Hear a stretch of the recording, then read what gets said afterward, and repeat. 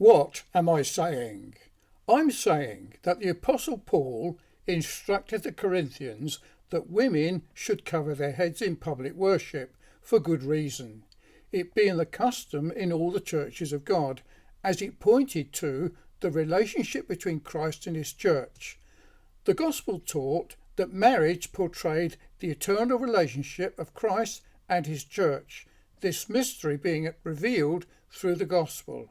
It was being taught and preached to the whole world, both Jew and Gentile. As Christ is head of the church, and the church subject to him in all things, so the man is head of the wife, where the believing wife is instructed to be subject to her own husband. As the church is subject to Christ, so the woman should be subject to her man, the head covering being a sign of that authority and subjection. It was a dishonour to the man if the woman worshipped uncovered, and a dishonour to Christ for a man to cover his head in public worship. The woman dishonours her husband if she does not cover her head in public worship. Mention is made of angels who attend public worship.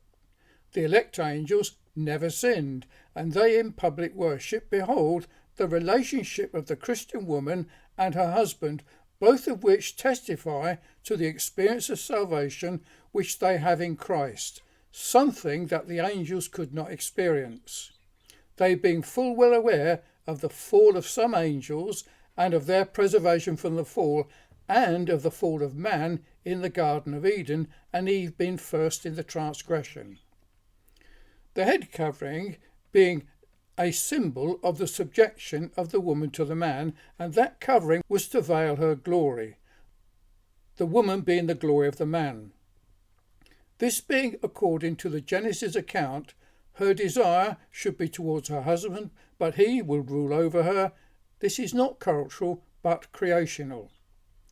From my limited knowledge of history, it has been the continued practice of women to wear a head covering, and a man not to cover his head in the public worship of God until relatively recently, past 70 years. I find no reference to prostitutes, let alone temple prostitutes, in Paul's epistle. Paul's instruction regarding behaviour and practice, and of the treatment of men, women, children to parents, parents to children, servants and widows, married and unmarried, and to those in authority, were those general principles of the gospel, not instructions just for the Corinthians.